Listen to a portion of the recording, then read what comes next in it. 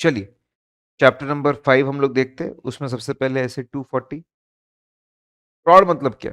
जब TCWG management या employee के लोग जानबूझकर इंटेंशनली कोई इंपॉर्टेंट इन्फॉर्मेशन को ओमिट कर देते हैं या फिर फॉल्सिफाई करते हैं इन्फॉर्मेशन को, मिसलीडिंग इन्फॉर्मेशन देते हैं ताकि लोगों को डिसीव करके उनको बेवकूफ बनाया जा सके, अनजस्टिफाइड फायदा उठाया जा सके, उसको हम लोग फ्रॉड बोलते हैं।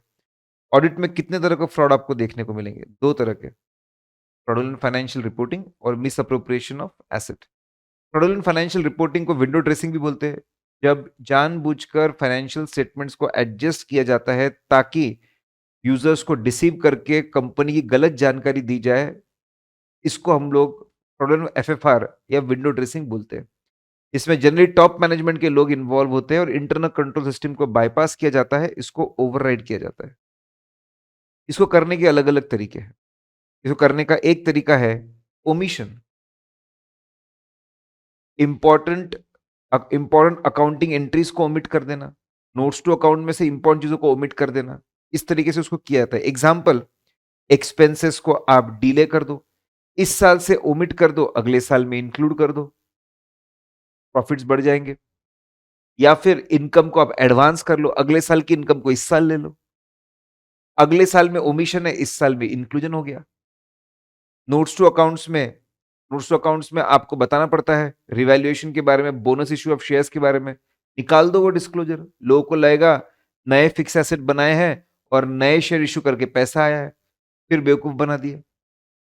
ओमिट करके इसको कर सकते हैं। फिर मैनिपुलेट करके पूरी की पूरी जर्नल एंट्री आप फेक पास करिए, जर्नल एंट्री को पूरा फेक पास कर दीजिए, फिक्टिशियस एंट्री, फेक सेल्स की एंट्री पास कर रहे हैं लोग, फेक क्रेडिटर का पेमेंट बता रहे हैं, creditor account debit to bank account रहते हैं, फेक एंट्री पास कर ताकि करंट एसेट रेशियो इंप्रूव हो जाए।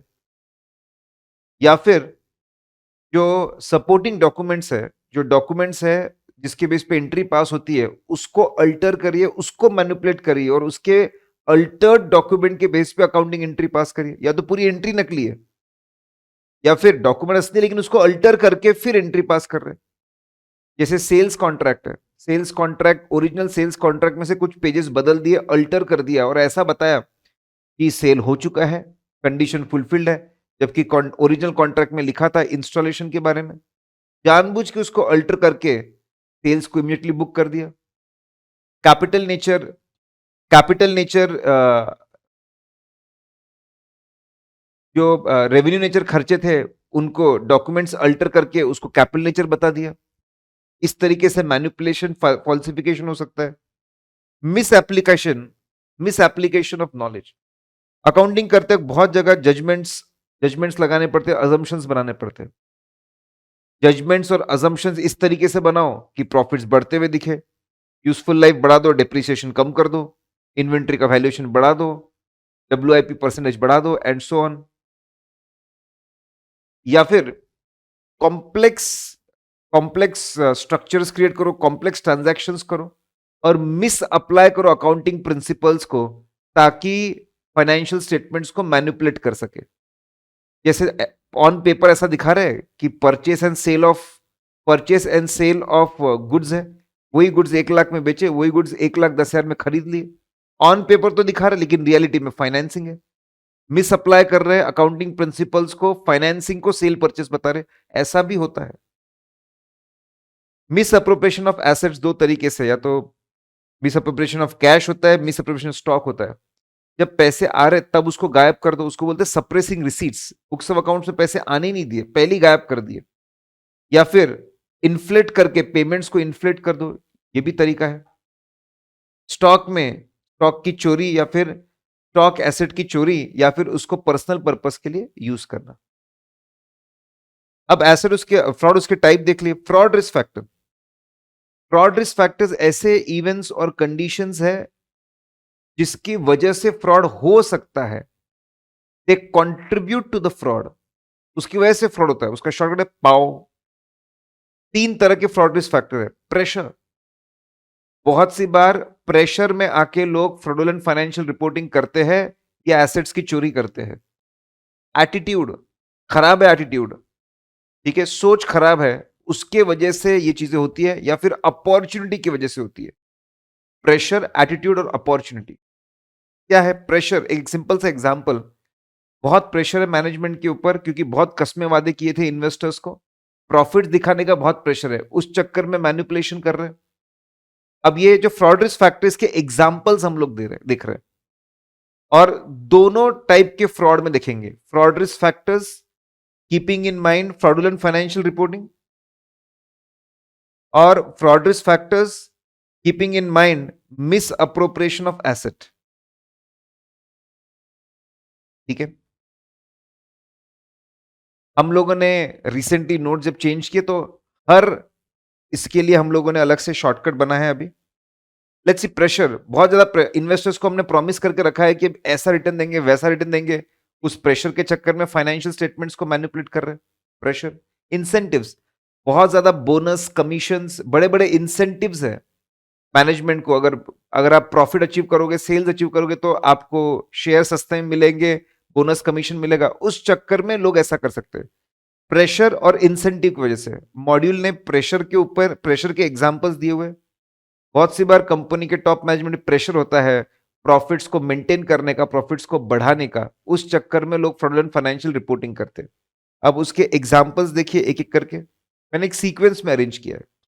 ठीक है, सबसे बड़ा लॉ होता है, तो लॉ से रिलेटेड नया लॉ आया है जो बहुत से रिक्वायरमेंट्स डालता है। रॉ मटेरियल ऐसा होना चाहिए, प्रोडक्शन ऐसा होना चाहिए, एम्प्लॉयज की कंडीशन ऐसी होनी चाहिए, कस्टमर को ये फैसिलिटी दो, वो फैसिलिटी दो।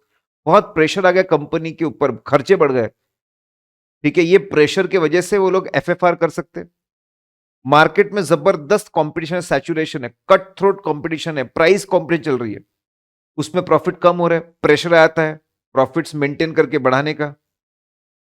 मार्केट से छोटे बिजनेसेस, बहुत बिजनेस फेलियर्स हो रहे हैं, बहुत बिजनेस फेलियर्स हो रहे हैं because of overall increasing cost and because of various factors. उसमें प्रेशर होता है प्रॉफिट मेंटेन करना या फिर बढ़ाने का। कस्टमर्स, ठीक है, सिग्निफिकेंट प्रोडक्ट की डिमांड कम होती जा रही है, decline in customer consumer demand है, कस्टमर डिमांड है। अब ऐसे माहौल में जब डिमांड कम हो रही है, सेल कम हो रहा है, प्रॉफिट कैसे मेंटेन करें? फिर प्रेशर आता है एफएफआर करने का। नए नए अकाउंटिंग स्टैंडर्ड्स आ चुके हैं, नए नए अकाउंटिंग स्टैंडर्ड आ चुके हैं, और वो बहुत अकाउंटिंग बदली है, उसकी वजह से बहुत ज्यादा हिट हो रहा है, खर्चे हो रहे हैं, लॉसेस बुक हो रहा है। फिर प्रेशर आता है एफएफआर करने का। ऑपरेटिंग लॉसेस है, बैंक्रप्सी हो सकती है, फोरक्लोजर, कोई हमारे एसेट्स का टेक ओवर करके उसको बेच सकता है, डिफॉल्ट इन रीपेमेंट रहा, होस्टाइल टेक ओवर हो सकता है। ऑपरेटिंग लॉसेस की वजह से कंपनी तकलीफ में है, फिर इस प्रेशर में एफएफआर कर सकते हैं। कैश फ्लो निगेटिव चल रहे हैं, कैश फ्लो निगेटिव चल रहे हैं, कैश फ्लो कम है, प्रॉफिट्स बढ़ते जा रहे हैं लेकिन कैश फ्लो निगेटिव है। फिर प्रेशर आता है कि भाई हम फाइनेंशियल स्टेटमेंट को मैनिपुलेट करें। ये सब एग्जांपल्स है, इन सब चीजों के वजह से प्रेशर आता है प्रॉफिट्स को बढ़ाने का या मेंटेन करने का, जिसके वजह से लोग, टॉप मैनेजमेंट के लोग एफएफआर कर सकते हैं। नए लॉज, मार्केट कंडीशन खराब हो गई है, बिजनेस कंडीशन खराब है, कस्टमर्स की डिमांड कम हो रही है, नए अकाउंटिंग रिक्वायरमेंट है, operating losses, negative cash flows. फिर एटीट्यूड, अगला रीजन, ये फ्रॉड रिस्क फैक्टर है एटीट्यूड। बहुत ही टॉप मैनेजमेंट का बहुत खराब एटीट्यूड हो सकता है। Profits at any cost, ethics वेथिक्स कुछ नहीं होते, बस हमको प्रॉफिट चाहिए, जैसे चाहे वैसे मिले, जहां से चाहे वहां से मिले। ये बहुत ही बुरा एटीट्यूड या गलत, इसको बुरा एटीट्यूड, रॉन्ग रीजंस, ऐसा हम लोग ऐसा बोल सकते हैं, रैशनलाइजेशन उसको बोला जाता है। खराब एटीट्यूड और खराब लॉजिक और रीजन के वजह से लोग एफएफआर करते हैं। उसका शॉर्टकट है हिट रिक्वायर नर्डी फ्रेंड्स। अगर हिट काम करना है तो आपको नर्डी, नर्डी मतलब पढ़ाकू बच्चे है ना, दोस्त चाहिए। H stand for history of violation, पुरानी हिस्ट्री इनकी, पुरानी हिस्ट्री है, काफी बार इन्होंने लॉ रूल्स रेगुलेशंस को तोड़ा है, इस चक्कर में तोड़ा है, इनका एटीट्यूड ही खराब है, ये लोग एफएफआर कर सकते हैं। लॉ तोड़ने की आदत है, एफएफआर कर सकते हैं। मैनेजमेंट के लोग जिनका अकाउंटिंग का बैकग्राउंड नहीं है, बहुत ज्यादा इंटरेस्ट ले रहे हैं, अकाउंटिंग कैसे होती है, अकाउंटिंग ट्रीटमेंट कैसे होती है वो बता रहे हैं। ठीक है, और वो मैनेजमेंट के लोग चाहते हैं प्रॉफिट्स किसी भी हालत में मेंटेन हो, इन्वेंट्री के प्राइसेस किसी भी हालत में मेंटेन हो, इसके वजह से again there can be fraudulent financial reporting. ये बताता है लॉ तोड़ने की आदत है, खराब एटीट्यूड है। प्रॉफिट एट एनी कॉस्ट चाहिए, खराब एटीट्यूड है। बस प्रॉफिट चाहिए, प्राइजेस बड़ी होनी चाहिए, प्रॉफिट चाहिए, सेल बढ़ना चाहिए, खराब एटीट्यूड है। टैक्स, बस टैक्स बचाना है, जैसे चाहे वैसे, कुछ भी करो इसके लिए, फिर ये दिखाता है खराब एटीट्यूड है, इसकी वजह से एफएफआर हो सकता है। मैनेजमेंट और ऑडिटर में बहुत स्ट्रेन्ड रिलेशनशिप से बहुत ज्यादा प्रॉब्लम चल रहा है, बहुत ज्यादा डिस्प्यूट चल रहे हैं दोनों के बीच में। डॉक्टर उसके अंदर और चीज 4 पॉइंट है, इसके दिखाता है मैनेजमेंट का खराब एटीट्यूड है, बहुत ज्यादा डिस्प्यूट कर रहा है, बात ही नहीं सुनता ऑडिटर की, बहुत ज्यादा डिस्प्यूट चल रहे। हम ऑडिटर बोलता है चेंजेस करो, कोई चेंजेस नहीं कर रहा, रेक्टिफिकेशंस नहीं कर रहा, ऑडिटर के ऊपर रिस्ट्रिक्शंस लगा दे, ये चेक मत करो, वो चेक मत करो, फिर ये दिखाता है खराब एटीट्यूड, डिस्प्यूट्स होना, रिस्ट्रिक्शंस लगा देना, ऑडिटर को डोमिनेट करने की कोशिश करना ऑन कंटिन्यूस बेसिस। तो ये चेक करेगा, ऐसे करेगा, ये बंदा चेक करेगा, भाई तू क्यों कर रहा है डोमिनेट मेरे को? अनरीजनेबल डिमांड्स, इतने समय में ऑडिट कर दो, इतने में ही कर दो, इतने रुपयों में कर दो। ये सारी चीजें बताते हैं कि मैनेजमेंट का एटीट्यूड खराब है और उसकी वजह से वो एफएफआर कर सकते हैं, fraud financial reporting. Business nature, भाई business, personal nature, business nature transaction को ठीक सेग्रीगेट ही नहीं कर रहे। पर्सनल एक्सपेंस को जब चाहे तब बिजनेस एक्सपेंस ट्रीट कर दे रहे, बिजनेस इनकम को जब चाहे तब पर्सनल अकाउंट में ले दे, बहुत खराब एटीट्यूड है, फिर एफएफआर हो सकता है। गलतियां बता रहा है ऑडिटर, डेफिशिएंसी बता रहा है इसको ठीक करो, फिर भी उसको ठीक नहीं कर रहे, फिर खराब एटीट्यूड है। ये सारी चीजें, हिस्ट्री होना, प्रॉफिट एट एनी कॉस्ट होना, टैक्स बचाना है, रिलेशन खराब है, डिस्टिंग्विश नहीं करना, रेक्टिफाई नहीं करना, ये सब खराब एटीट्यूड बताते हैं जिसकी वजह से एफएफआर हो सकता है। फिर अपॉर्चुनिटी, अगर अपॉर्चुनिटी है, कभी कभी लोग अपॉर्चुनिटी के वजह से भी एफएफआर कर सकते हैं। कंपनी की बहुत सारी subsidiaries, branches, significant bank accounts tax haven countries में है, स्विट्जरलैंड में है, मॉरिशस में है, जहां पे लॉज वीक है, जहां पे कम रिकॉर्ड रखने पड़ते, कम रिपोर्टिंग करने पड़ते। अपॉर्चुनिटी होती है गलत काम करने की। बहुत सारे unusual, highly complex structures, agreements, contract हैं जो किसी को आसानी से समझते नहीं। मैनेजमेंट इस अपॉर्चुनिटी को यूज करके मैनिपुलेशंस कर सकता है। D stand for dominate, dominating position industry में। मैं बोलूंगा ना इस परचेस कर, तो लोग परचेस करेंगे, भले ही बाद में फिर रिटर्न भी ले लूं। मैं बोलूंगा ना ये प्राइस पे, तो लोग लेंगे, भले ही बाद में डिस्काउंट दे दूं।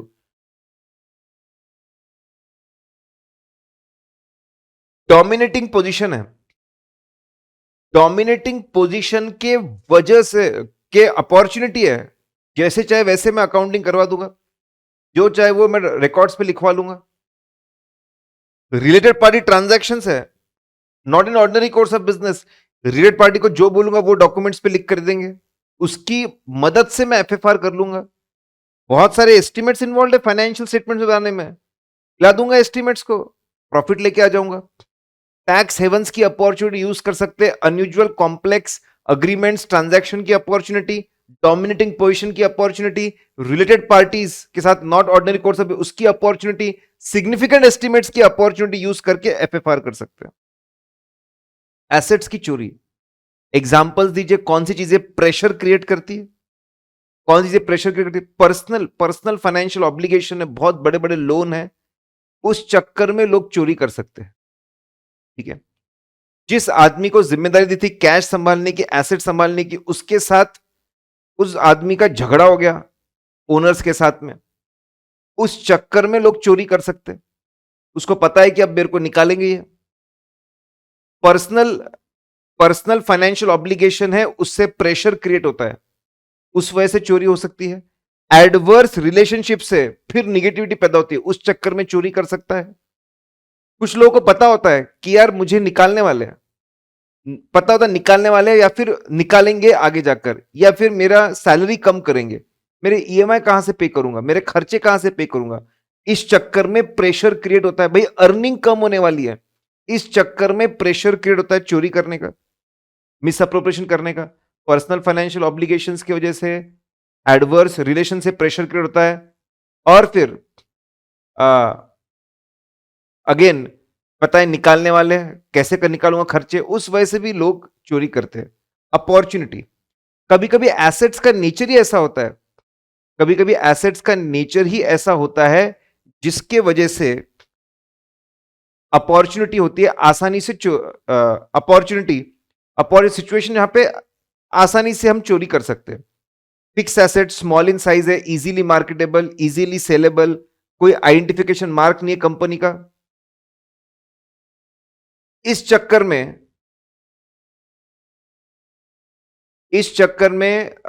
इसकी वजह से मिस अप्रोप्रिएशन होता है, चोरी होती है। इन्वेस्टमेंट देखो, फिक्स एसेट्स में प्रॉब्लम है, बहुत स्मॉल है, marketable, no identification mark.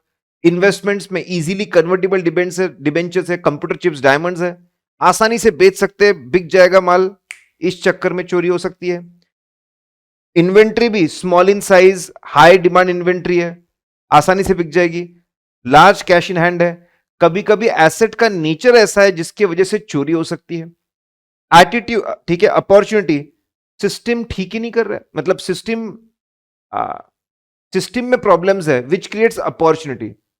Assets का फिजिकल सेफगार्डिंग ही नहीं है, एसेट्स को प्रोटेक्ट ही नहीं किया हुआ है, अपॉर्चुनिटी गलत काम करने की।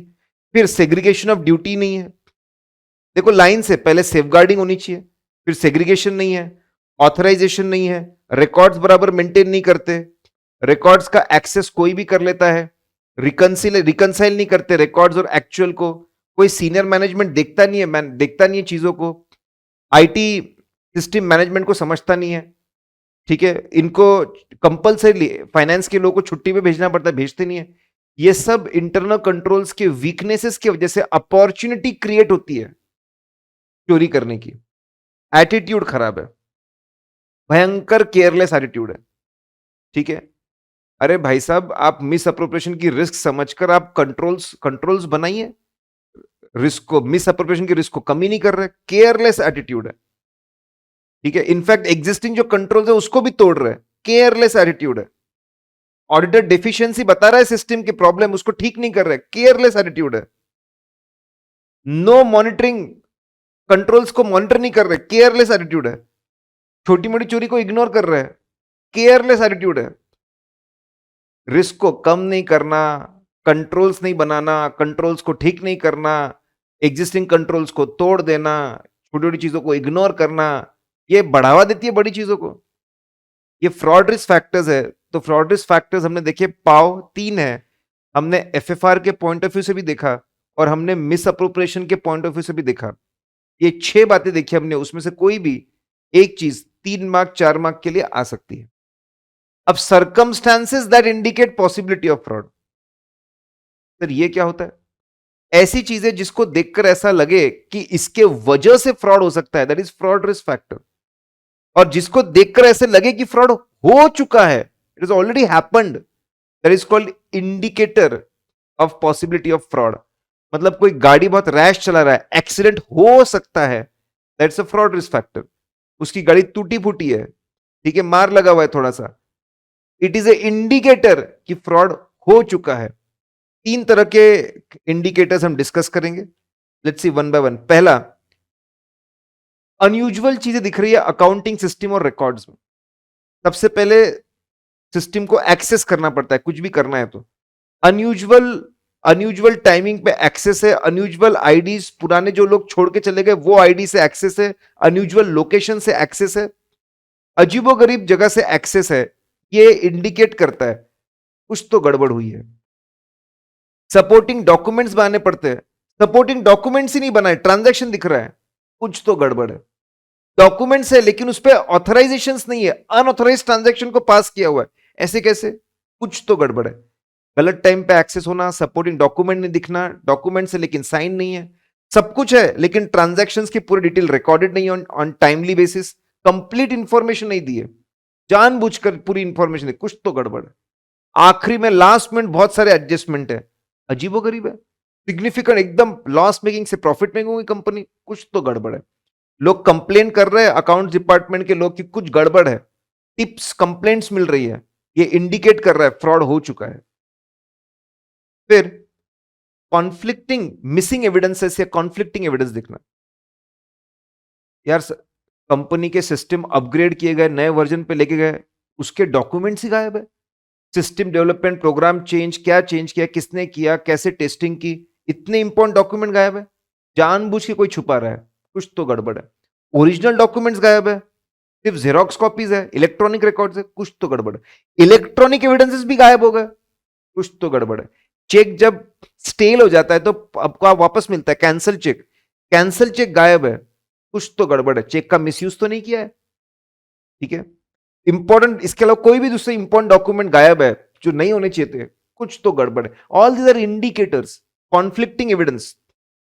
एनी एरिया में अनयूजुअल माइका, ठीक है, unusual changes, trends, ratios, relationship, अजीबोगरीब ट्रेंड और रेशियो दिख रहे हैं जो समझ में नहीं आ रहे हैं, इंडिकेटर है something is wrong in financial statement. जो लोग हैं अजीबोगरीब जवाब दे रहे हैं, एकदम इलॉजिकल जवाब दे रहे हैं, ठीक है, इम्प्लॉजिबल, जो लॉजिकल नहीं है, ऐसे जवाब दे रहे हैं, समथिंग इज रॉन्ग। कंफर्मेशन बहुत कम मिल रहा है, something is wrong.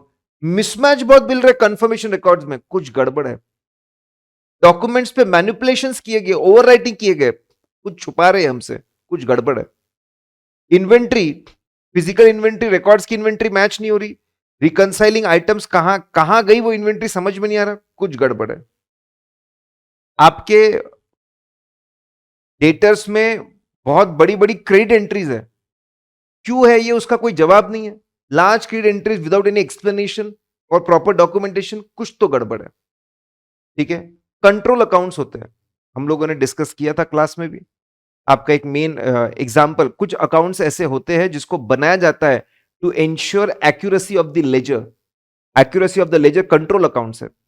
Control accounts की टोटल और मेन अकाउंट्स की टोटल मैच होती है, मैच नहीं हो रही है, समथिंग इज रॉन्ग।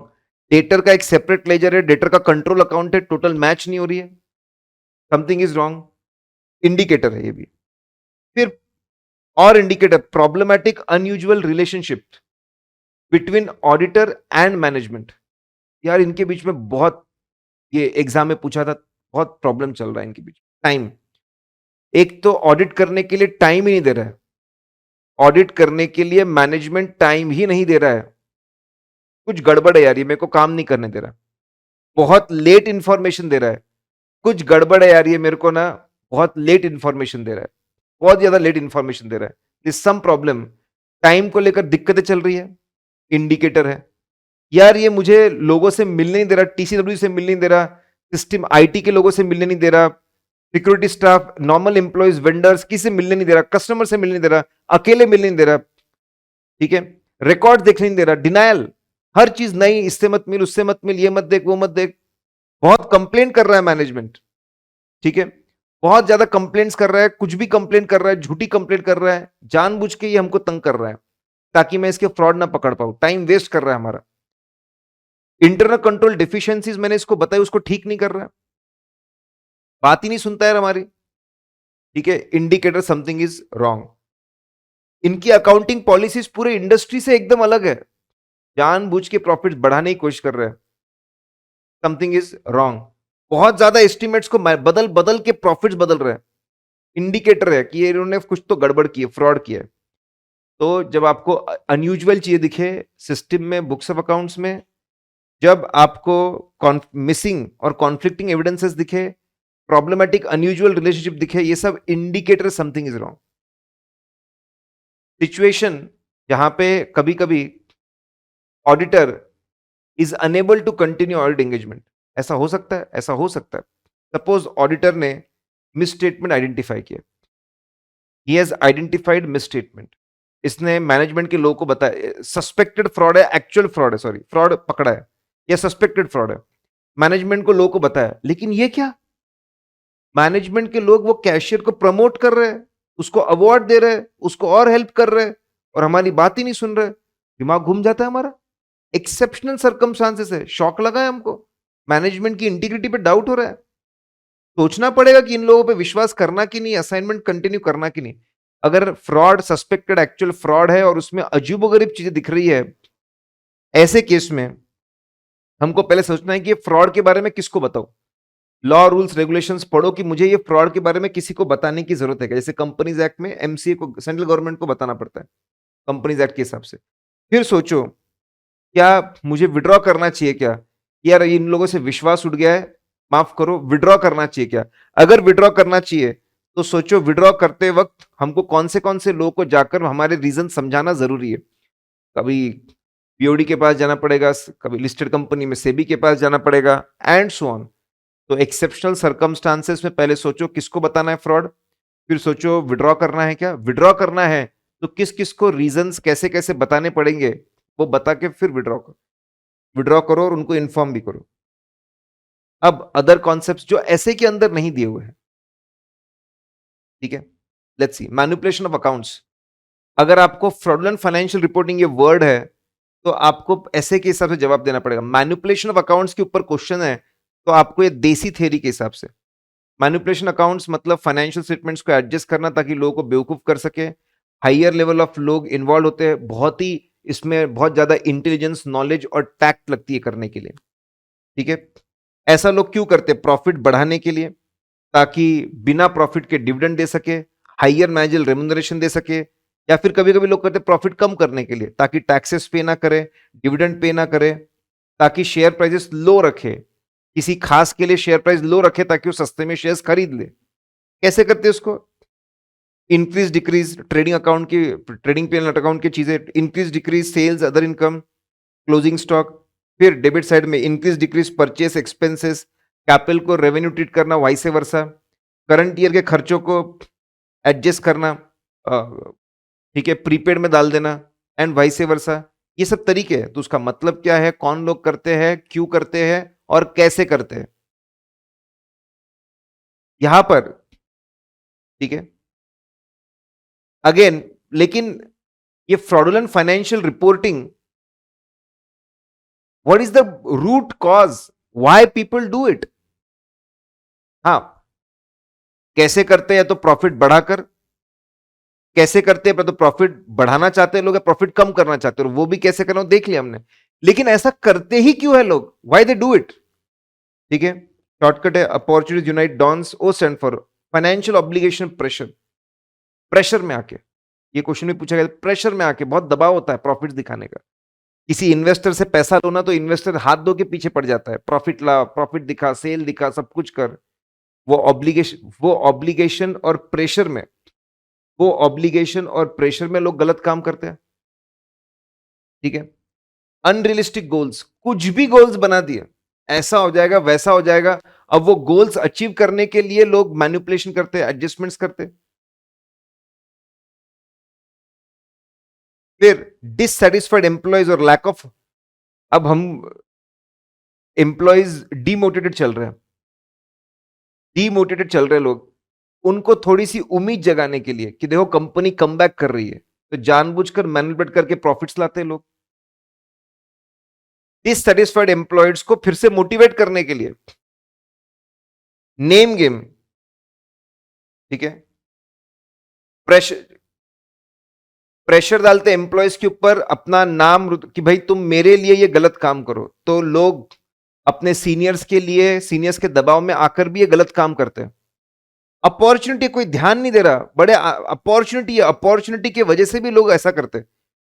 क्यों लोग फाइनेंशियल स्टेटमेंट लेवल फ्रॉड करते हैं, मैनिपुलेशन ऑफ अकाउंट्स क्यों करते हैं? ऑब्लिगेशंस प्रेशर में, अनरियलिस्टिक गोल्स अचीव करने के लिए, एम्प्लॉयज के मोटिवेशन को थोड़ा बढ़ाने के लिए, ठीक है, सीनियर्स का रिस्पेक्ट के लिए, नाम उनका बचाने के लिए, अपॉर्चुनिटी इसलिए, मिस अप्रोप्रिएशन ऑफ गुड्स के बारे में, ठीक है। दोनों fraud difficult detect, it is also one of the frauds. कभी उसको सही तरीके से करते हैं, कंसील किया तो इसको भी पकड़ना मुश्किल हो जाता है। अगर आप मिस अप्रोप्रिएशन रोकना चाहते हो तो रिस्ट्रिक्टेड एक्सेस करो, बहुत ही लिमिटेड लोगों को अलाउ करो एसेट को एक्सेस करना, ठीक है। एक्सटर्नल सिक्योरिटी को रखो, एक्सटर्नल सिक्योरिटी को रखो ताकि कोई अनऑथराइज, पहले तो रिस्ट्रिक्टेड लोग एक्सेस कर सकते हैं, एक्सटर्नल सिक्योरिटी रखो, ठीक है। ऑथराइजेशन रखो अगर एक्सेस करना है तो, रिकॉर्ड्स मेंटेन करो, पीरियोडिकल चेकिंग करते रहो। इन सब से मिस अप्रोप्रिएशन ऑफ गुड्स कम होंगे। कैसे तो आप देखो ऐसे कंट्रोल्स है क्या? ऑडिट प्रोसीजर्स कैसे पकड़ेंगे? रेशियो एनालिसिस करो, रिकॉर्ड से चीजों को टैली करो, फिजिकल वेरिफिकेशन करो, इन सब से कहीं ना कहीं कुछ गड़बड़ दिखेगी, अनयूजुअल चीज दिखेगी, जिससे हम ये फ्रॉड को पकड़ पाएंगे। ठीक है, फ्रॉड पकड़ना डेफिनेटली एरर से ज्यादा मुश्किल है, लेकिन बट नॉट ऑलवेज, एक जनरल स्टेटमेंट बोला हुआ है। Default ways of defalcation of cash, पैसों की चोरी करने के तरीके, दो तरीके। सप्रेसिंग रिसीट्स, जब पैसा आ रहा है ना, जब पैसा आ रहा है तभी उसको गायब कर दो। Suppressing receipts, don't do accounting of receipt. Cash cell हुआ है, जेब में डाल लो, ना अकाउंटिंग करो ना कैश बॉक्स में डालो। मिसलेनियस रिसीट्स, ना अकाउंटिंग करो ना कैश बॉक्स में डालो, जब पैसा है तभी गायब कर दो, ये एक तरीका है। या फिर पहले बुक्स में एडजस्टमेंट्स करो और फिर पैसा विड्रॉ कर लो।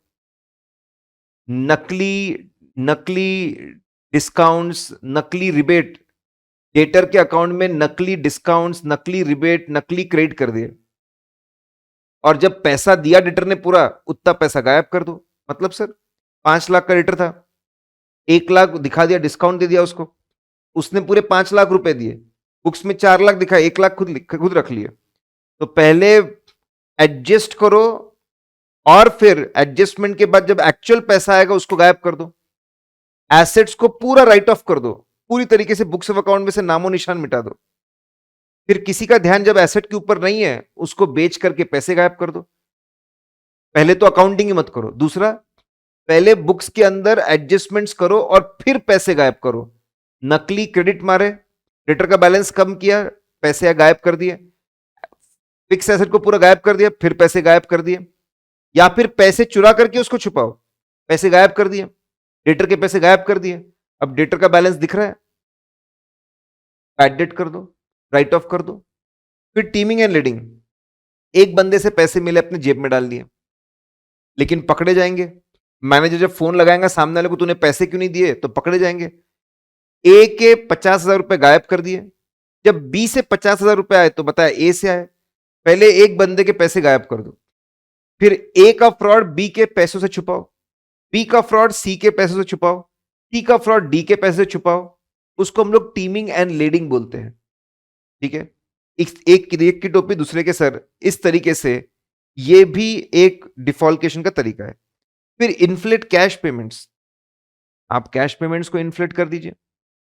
फिक्टिशियस वाउचर्स के पेमेंट कर रहे हैं, ये भी नकली वाउचर्स, नकली एंट्रीज के पेमेंट, नकली वाउचर्स इनके पेमेंट किए जा रहे हैं, ये चोरी करने का एक तरीका है। बिल के अमाउंट बढ़ा दो, ये चोरी करने का तरीका है। डमी वर्कर्स, चोरी करने का तरीका है। वेजेस को बढ़ा के दिखाओ, चोरी करने का तरीका है। कास्टिंग, टोटलिंग में खेलो, रिसीट साइड की टोटल कम लगाओ, 50,000 से टोटल कम लगा दो, क्या होगा सर, कैश बैलेंस 50,000 से कम हो जाएगा, उतना कैश निकाल लो। अंडर कास्टिंग करो रिसीट्स की, ताकि बुक का बैलेंस कम हो जाए, गायब कर दो। ओवर कास्टिंग करो पेमेंट साइड की, फिर बैलेंस कम हो जाएगा, बैलेंस गायब कर दो। पेटी कैश ग्रुप में ऐसे मल्टीपल कॉलम्स होते हैं और बाहर एक लार्जर कॉलम होता है, जानबूझकर लार्जर कॉलम की टोटल ज्यादा रखो, ज्यादा पेमेंट दिखाओ, ताकि बैलेंस कम हो जाए और डिफरेंस निकाल लो। तो टोटलिंग में गड़बड़ करके भी पैसे को निकाला जा सकता है। हाउ टू डिटेक्ट डिफॉल्केशन, कैसे डिफॉल्केशन को पकड़े। ऑडिटर के ऊपर जिम्मेदार, ऑडिटर में सतर्क रहना चाहिए। डिफॉल्केशन के इंडिकेशन है तो उसको पकड़ने की कोशिश करनी चाहिए। कैसे, सबसे पहले ऑडिटर ने देखना चाहिए internal control system, internal control system देखना चाहिए कैश को लेकर, क्या कैश को लेकर प्रॉपर इंटरनल कंट्रोल सिस्टम है क्या, कैश के रिसीट्स को लेकर, कैश के कस्टडी को लेकर और कैश के पेमेंट्स को लेकर, is a proper internal control system. ठीक है, रिस्ट्रिक्टेड एक्सेस होना चाहिए कैश को, फिर सेग्रीगेशन ऑफ ड्यूटी होनी चाहिए, कौन क्या काम करेगा, मल्टीपल लोग इन्वॉल्व होने चाहिए, हर चीज का रिकॉर्ड रखना चाहिए, रेगुलर उसका रिव्यू करना चाहिए, अच्छा इंटरनल कंट्रोल सिस्टम होना चाहिए। ठीक है, पहले वो देखो अच्छा इंटरनल, अगर आप डिफॉल्केशन पकड़ना चाहते पहले देखो तो सही कंपनी के अंदर काम करने का तरीका कैसा है। जनरली कैश रिसीट्स के रिकॉर्ड कंपनी दो तरीके से अपने पास रखती है, या तो कार्बन कॉपी, कार्बन कॉपी है, कार्बन कॉपी में रिसीट्स डिटेल्स होते हैं, उसके बेस पे अकाउंटिंग करते हैं। फिर काउंटर फॉइल, एक बड़ी स्लिप होती है, उसके बाजू में छोटी स्लिप होती है, जो छोटी स्लिप होती है उसको काउंटर फॉइल बोलते हैं। बड़ी स्लिप हम कस्टमर को देते हैं, छोटी स्लिप हमारे पास में थी, counter foil. Internal control system समझो अच्छा होना चाहिए। देखो कौन सा तरीका वो लोग फॉलो कर रहे हैं। Are they following carbon copy, are they following counterfoil? और सिस्टम को पहले टेस्ट कर लो अच्छा है क्या। अब टेस्ट ऑफ कंट्रोल्स कर लिए, अब आप सब्सटैंशिएट करना शुरू करिए, वेरीफाई करना शुरू करिए। लाइन से किसी पर्टिकुलर मंथ या पीरियड को कार्बन कॉपी लेकर बैठो, हर कार्बन कॉपी की एंट्री दिखनी चाहिए कैश बुक्स में, कुछ भी छूटना नहीं चाहिए। नॉट अ सिंगल रिसीट, एक भी रिसीट गायब नहीं होनी चाहिए। Not a single receipt should, ठीक है, गो अवे। अगर वो लोग कैश समरी मेंटेन करते, मतलब क्या, मतलब बिल बनते हैं, बिल बनने के बाद में उसकी समरी बनाते हैं दिन भर की, और फिर एक ही एंट्री पास करते हैं। जितने कार्बन कॉपी है, कार्बन कॉपी से समरी में बिल जाने चाहिए, समरी की टोटल की एंट्री दिखनी चाहिए। अगर वॉल्यूमिनस ट्रांजैक्शन है तो ऐसा होता है, ठीक है। काउंटर फॉइल, सबसे पहले तो काउंटर फॉइल बनाने का जो सिस्टम है, कौन बनाता है काउंटर फॉइल? ईमानदार आदमी है ना, कौन उसको बनाता है, कौन उसको चेक करता है? सीसीटीवी लगाए हुए है ना। काउंटर फॉइल बनाने का सिस्टम स्ट्रांग होना चाहिए। ऐसा नहीं होना चाहिए पैसे मिल रहे 1 लाख, काउंटर फॉइल में लिखे 80,000, इसमें तो ज्यादा गड़बड़ होने के चांसेस है, ठीक है। आपने पहले टेस्ट ऑफ कंट्रोल किए, फिर कार्बन कॉपी से वेरीफाई किया, अब काउंटर फाइल अच्छे से बन रही, उससे वेरीफाई करो। बी केयरफुल, ऐसा नहीं होना चाहिए कि काउंटर फाइल के अंदर कम अमाउंट लिखा है as compare to main receipts. फिर एक बहुत इंटरेस्टिंग बात बोली है, कभी कभी लोग क्या करते हैं, एक बंदा एक एग्जाम्पल दिया हुआ है, वो पूरा एक ही बॉक्स में आना चाहिए कि 20,000 रुपए 4 बार मिले ड्यूरिंग द मंथ, 4 बार मिले, तो लॉजिकली 20,000 रुपए 4 बार मिले, 20 रिसीट इशू करना था। लेकिन ऐसा नहीं किया, 20 मेन रिसीट इशू करो और 4 मेन रिसीट और 4 काउंटर फॉइल रहेगी 20-20 हजार की, ऐसा नहीं किया। मंथ के एंड में एक ही काउंटर फॉइल दे दी 80,000 की। सामने तो खुश है, ठीक है मेरे पास प्रूफ है, पैसे दिए थे, उसने इतना सोचा नहीं, ठीक है। अब हुआ क्या, देखो 4 ट्रांजैक्शन थे, 4 ट्रांजैक्शन थे, लॉजिकली 4 काउंटर फॉइल बननी चाहिए थी, 4 मेन देने चाहिए थे। बंदे ने क्या किया, ठीक है, 80,000 लिखकर दे दिया सामने वाले को, यहां पे 20,000,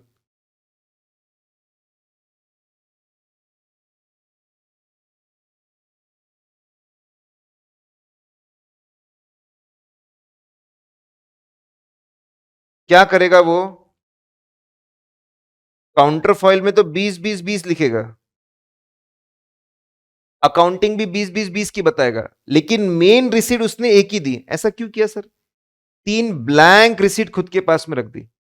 इससे क्या होगा, अगली बार कोई कस्टमर आएगा, इसके ऊपर 60,000 लिखकर दे देगा, 60,000 लिखकर दे देगा, किसी को पता भी नहीं चलेगा, पैसे खुद के। 45,000 लिख के दे देगा, ठीक है, पैसे खुद के। 30,000 लिखकर दे देगा, पैसे खुद के। सर ये मिसमैच पकड़ा जा सकता है, बाद में पकड़ा जा सकता है, लेकिन ये फ्रॉड करने का तरीका है कि कुछ भी करके मेन रिसीट्स को सेव करो और फिर वो मेन रिसीट का मिसयूज करो। पकड़ा जा सकता है, लेकिन कौन चेक कर रहा है, इतने वॉल्यूमिनस ट्रांजैक्शन है। वेरिफिकेशन ऑफ डेट्स इंपॉर्टेंट है कि जिस दिन पैसे मिल रहे उसी दिन कैश बुक में एंट्री हो रही है ना, जिस दिन बैंक अकाउंट में पैसे डिपॉजिट कर रहे उसी दिन एंट्री दिख रही है ना। अगर ऐसा दिख रहा है कि पैसे तो जल्दी मिले लेकिन डिपॉजिट्स लेट है, कैश बुक में लेट आ रहा है, बैंक में लेट जा रहा है, इसका मतलब बीच में पैसों का मिसयूज किया जा रहा है। तो टेस्ट ऑफ कंट्रोल्स और इस तरीके से वेरिफिकेशन प्रोसीजर लगाकर चोरी को हम पकड़ सकते हैं, कोशिश कर सकते हैं पकड़ने की। ऑडिटर की जिम्मेदारी क्या है, देखिए ओवरऑल रिस्पॉन्सिबिलिटी है ऐसे 200 के हिसाब से ये बताना whether financial statements are as per applicable financial reporting framework, overall जिम्मेदारी है। Financial reporting framework, fair presentation whether it give true and fair view. सभी मटेरियल आइटम्स को चेक करके बताना पड़ता है are they free from material misstatement. ये हमारा overall material misstatement, misstatement can be because of fraud और एरर। तो ऐसे 200 बोलता है हमारा फोकस मिसस्टेटमेंट पे, फ्रॉड की वजह से भी हो सकता है, एरर की वजह से भी, कि मतलब दोनों को पकड़ना हमारे ऑब्जेक्टिव में आता है। लेकिन ऑडिट के जो इनहेरेंट लिमिटेशन है उसकी वजह से फ्रॉड्स को पकड़ना मुश्किल हो जाता है। हमारी जिम्मेदारी में है फाइनेंशियल स्टेटमेंट बात करना, मिसस्टेटमेंट्स के बारे में बोलना, लेकिन कभी कभी इसके, ठीक है, मिसस्टेटमेंट्स के बारे में बोलना मतलब फ्रॉड और एरर दोनों भी कवर होते हैं, लेकिन उसको पकड़ना बहुत मुश्किल हो। फिर ऑडिटर की जिम्मेदारी क्या है फिर? ठीक है, ऑडिटर ने क्या करना चाहिए? ऑडिटर की जिम्मेदारी है अलर्ट रहिए, प्रोफेशनल स्केप्टिज्म से काम करिए, इंटरनल कंट्रोल्स पे बहुत सोच समझ के भरोसा करिए कि मैनेजमेंट इसको मैनिपुलेट कर सकता है। अच्छी ऑडिट प्रोसीजर डिजाइन कर करके एविडेंस इकट्ठा करिए। ठीक है, देखो ओवरऑल रिस्पॉन्सिबिलिटी को देखकर हमको समझ में आ गया कि भाई ओवरऑल फोकस तो इनका ओवरऑल फाइनेंशियल स्टेटमेंट्स के ऊपर है, मिसस्टेटमेंट्स के ऊपर है। मिसस्टेटमेंट में दोनों चीजें आती हैं। ठीक है, सिर्फ फ्रॉड के ऊपर फोकस नहीं है। ऑडिटर की जिम्मेदारी क्या है? अलर्ट रहकर चले, सिस्टम के ऊपर बहुत सोच समझ के भरोसा करे, अच्छी ऑडिट प्रोसेस डिजाइन करके फ्रॉड को पकड़ने की कोशिश करे। फ्रॉड निकल अब ठीक है, ओवरऑल जिम्मेदारी समझ ली, ऑडिटर की स्पेसिफिक जिम्मेदारी समझ ली। रिस्पॉन्सिबिलिटी आफ्टर डिटेक्टिंग फ्रॉड क्या है? कि भाई फ्रॉड की प्रॉपर अकाउंटिंग हुई है ना, प्रेजेंटेशन डिस्क्लोजर हुआ है ना, फ्रॉड के बारे में टीसीडब्ल्यूजी को बता दिया है ना। ठीक है, और इसको कैसे रिपोर्ट करना चाहिए दूसरों को, और रिपोर्ट में ये भी जिम्मेदारी क्या है? सिंपल, पहले तो करेक्शन करो, प्रॉपर अकाउंटिंग होनी चाहिए, लोगों को इन्फॉर्म कर देना चाहिए। रिपोर्ट में फ्रॉड के बारे में, कारों में फ्रॉड के बारे में बताना पड़ता है, बता लो। फाइनेंशियल स्टेटमेंट्स में बताना चाहिए ऐसा फ्रॉड हुआ था, मतलब नोट्स टू अकाउंट से बता सकते हैं ऐसा फ्रॉड हुआ था। ये सब चीजें देख लो, अगर नहीं हुई है बराबर तो मॉडिफाई करना पड़ेगा। कभी कभी मॉडिफाई करना कि छोड़ के जाना, अगर कंफ्यूजन है, किसी को बताना नहीं बताना, तो लीगल एडवाइस भी हमने लेनी चाहिए। Responsibility of fraud after after completion of audit. देखिए, फ्रॉड को प्रिवेंट करने की, डिटेक्ट करने की प्राइमरी रिस्पॉन्सिबिलिटी टीसीडब्ल्यूजी और मैनेजमेंट की है। ठीक है, they should focus on fraud. उन्होंने ऐसे सिस्टम्स बनाने चाहिए ताकि फ्रॉड प्रिवेंशन हो, उन्होंने ऐसे सिस्टम बनाने ताकि फ्रॉड डिटेक्शन हो के करेक्शन हो। प्राइमरी रिस्पॉन्सिबिलिटी तो टीसीडब्ल्यूजी और मैनेजमेंट की फ्रॉड को रोकने की या फिर उसको पकड़ के ठीक करने की। ऑडिटर की रिस्पॉन्सिबिलिटी क्या है? ओवरऑल रिस्पॉन्सिबिलिटी है, फ्रेमवर्क के हिसाब से है क्या, मटेरियल मिसस्टेटमेंट है क्या, उसमें फ्रॉड भी आता है, वो भी रीजनेबल अश्योरेंस से बताना। गारंटी तो किसी चीज की नहीं लेते भाई, तुम्हारी कंपनी है, फ्रॉड है, फ्रॉड तुम रोकोगे, तुम डिटेक्ट करोगे। हमारा तो ओवरऑल फाइनेंशियल स्टेटमेंट बराबर है कि ये बताना हमारा काम है। ठीक है, और फ्रॉड को पकड़ना मुश्किल भी होता है। क्यों? क्योंकि बहुत केयरफुली डिवाइंड है, मॉडर्न टेक्नोलॉजी सोफेस्टिकेशन चीजें यूज करते हैं, छुपाते हैं उसको, साथ में मिलकर करते हैं, पकड़ना भी मुश्किल होता है। फॉर्जरी है, जानबूझ के ट्रांजैक्शन रिकॉर्ड नहीं करना, झूठी बातें लिखना। देखो हमने बताया कि भाई मैनेजमेंट की क्या जिम्मेदारी है, ऑडिटर की जिम्मेदारी। अब ऑडिट होने के बाद अगर फ्रॉड मिला तो क्या करेंगे? ऑडिट होने के बाद फ्रॉड मिला तो हमारा ऑडिट फेल हो गया, ऐसा बिल्कुल भी नहीं है। हमको देखना पड़ेगा क्या ऑडिटर ने ऑडिट प्रोसेस बराबर परफॉर्म की थी क्या, डॉक्यूमेंट से कि उसने बराबर रिस्क असेसमेंट किया था, उसने टेस्ट ऑफ कंट्रोल किया था, सब्सटेंटिव प्रोसेस बराबर परफॉर्म किए थे, केयरफुली काम किया था। अगर ऐसा किया था then he may not be responsible. लेकिन पता चला केयरलेसली, निग्लिजेंस के साथ काम किया, तो वो जिम्मेदार रहेगा।